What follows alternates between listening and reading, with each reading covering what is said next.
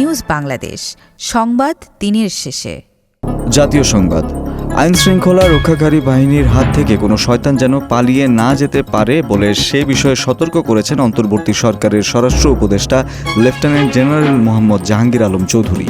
আজ সকালে রাজধানীর রাজারবাগে অবস্থিত বাংলাদেশ পুলিশ অডিটোরিয়ামে দেশের পরিবর্তিত পরিস্থিতিতে মানবাধিকার ও পরিবেশের উপর গুরুত্ব সহ আইন প্রয়োগ বিষয়ক কর্মশালায় প্রধান অতিথির বক্তব্যে তিনি এসব কথা বলেন। স্বরাষ্ট্র উপদেষ্টা বলেন, বর্তমান অন্তর্বর্তীকালীন সরকারের অন্যতম প্রধান লক্ষ্য হল জনগণের জানমালের নিরাপত্তা নিশ্চিত করা। ফ্যাসিবাদ ও তাদের দোসর, দুষ্কৃতকারী, নৈরাজ্য সৃষ্টিকারী ও সন্ত্রাসীদের আইনের আওতায় এনে দৃষ্টান্তমূলক শাস্তি নিশ্চিত করা। বিশ্বের ১৮০টি দেশের মধ্যে সবচেয়ে দুর্নীতিগ্রস্ত দেশের তালিকায় বাংলাদেশ ১৪তম স্থানে রয়েছে, যা বিগত ১৩ বছরের মধ্যে সর্বনিম্ন বলে জানিয়েছে ট্রান্সপারেন্সি ইন্টারন্যাশনাল বাংলাদেশ টিআইবি। আজ ধানমন্ডি টিআইবির কার্যালয়ে দুর্নীতির ধারণা সূচক উপলক্ষে এক সংবাদ সম্মেলনে এ তথ্য জানান সংস্থাটির নির্বাহী পরিচালক ডক্টর ইফতেখারুজ্জামান। তিনি জানান, সিপিআই ২০২৪ অনুযায়ী দুর্নীতিগ্রস্ত দেশ হিসেবে বাংলাদেশের স্কোর হয়েছে ২৩। তালিকার উচ্চক্রম অনুযায়ী বাংলাদেশ ১৫১তম অবস্থানে রয়েছে। সমান স্কোর নিয়ে বাংলাদেশের সঙ্গে একই অবস্থানে রয়েছে কঙ্গো ও ইরান।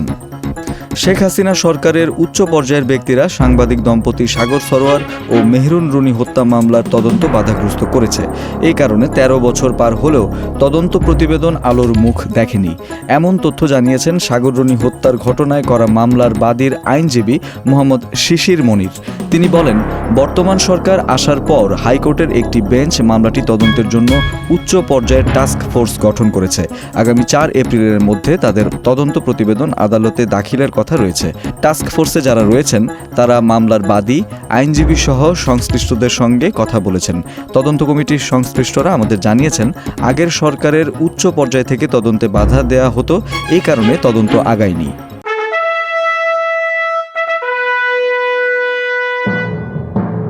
রাজনীতির সংবাদ। তিস্তা নদী রক্ষা আন্দোলনের প্রধান সমন্বয়ক, বিএনপির কেন্দ্রীয় নির্বাহী কমিটির রংপুর বিভাগীয় সাংগঠনিক সম্পাদক ও সাবেক উপমন্ত্রী অধ্যক্ষ আসাদুল হাবিব দুলু বলেছেন, তিস্তা শুধু একটি নদী নয়, এটি আমাদের সংস্কৃতি, অর্থনীতি ও জীবনের অবিচ্ছেদ্য অংশ। তিস্তা আমাদের জীবনরেখা, এর পানির ন্যায্য হিস্সা আদায় করতেই হবে।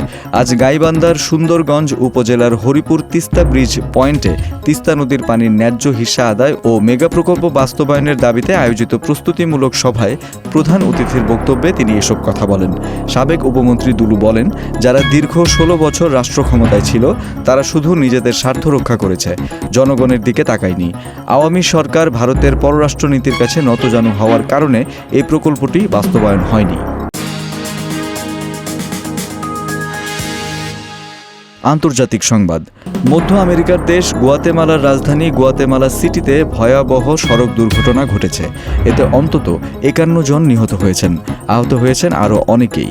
দেশটির একটি হাইওয়ে ব্রিজ থেকে যাত্রীবাহী বাস দূষিত খাদে পড়ে যাওয়ার পর হতাহতের এই ঘটনা ঘটে।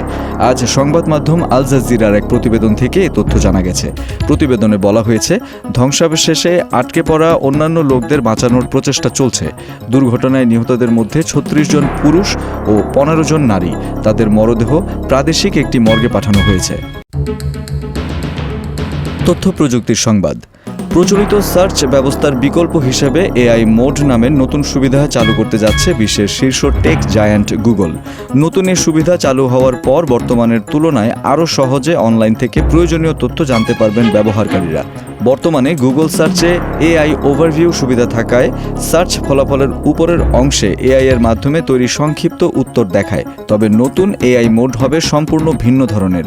এটি আলাদা একটি ট্যাবে থাকবে, অর্থাৎ ব্যবহারকারীরা চাইলে এটি চালু করতে পারবেন। খেলার সংবাদ।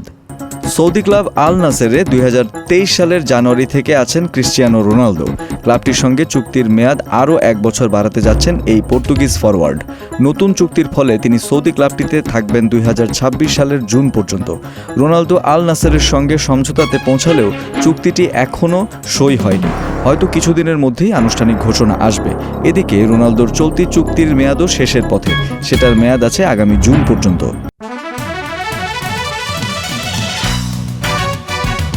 সংস্কৃতি বিনোদন।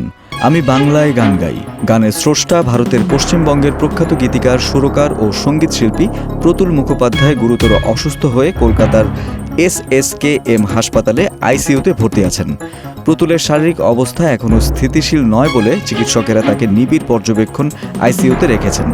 প্রতুল মুখোপাধ্যায়ের অ্যালবামগুলোর মধ্যে রয়েছে পাথরে পাথরে নাচে আগুন, যেতে হবে, ওঠো হে, কুটুস কাটুস, স্বপ্নের ফেরিওয়ালা, তোমাকে দেখেছিলাম, স্বপনপুরে, অনেক নতুন বন্ধু হোক, হজবরল, দুই কানুর উপাখ্যান এবং আধার নামে। বাংলাদেশে বেঙ্গল ফাউন্ডেশন থেকে প্রতুল মুখোপাধ্যায়ের সর্বশেষ অ্যালবাম প্রকাশিত হয় 2011 সালের মার্চে। অ্যালবামটির নাম আমি বাংলায় গান গাই। দর্শক, এই ছিল আজকের নিউজ বাংলাদেশ সংবাদ দিনের শেষে আয়োজন। দেশ বিদেশের প্রতিদিনের সবশেষ সংবাদ জানতে চোখ রাখুন www.newsbangladesh.com-এ। লাইক শেয়ার দিয়ে সঙ্গে থাকুন নিউজ বাংলাদেশের ফেসবুক পেজ ও ইউটিউব চ্যানেলে। ভালো থাকুন, সুস্থ থাকুন। আল্লাহ হাফেজ।